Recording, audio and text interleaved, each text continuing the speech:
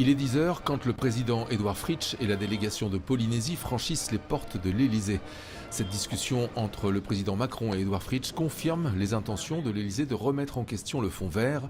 Il ne peut être à la seule charge de l'État français. Le fonds vert tel qu'il est aujourd'hui ne semble plus être adapté puisqu'on pense, si je ne me trompe, intervenir au niveau européen demain, et c'est aussi une bonne chose pour nous puisque je suppose qu'effectivement les crédits seraient beaucoup plus importants. Nous sommes intéressés en Polynésie française naturellement puisque nous avons un gros chantier de construction d'abris de survie sur les îles de Tuamotu. Ce projet des 27 abris au Tuamotu pourrait bénéficier de cette nouvelle formule de fonds vert, même si pour l'heure aucun calendrier n'est fixé.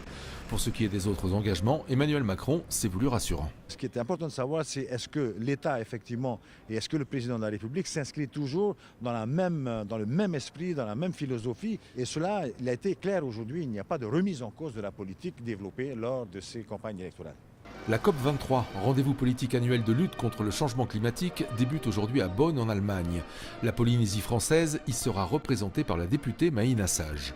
C'est important pour nous d'y être et d'expliquer notre démarche, d'expliquer comment on fait preuve d'innovation aussi dans ces domaines. Et surtout de rappeler l'importance qu'il y a au niveau mondial de préserver ces écosystèmes qui sont finalement une richesse pour l'humanité en général. Autre temps fort de la visite d'Édouard Fritch en Europe, il rencontrera samedi le pape François au Vatican.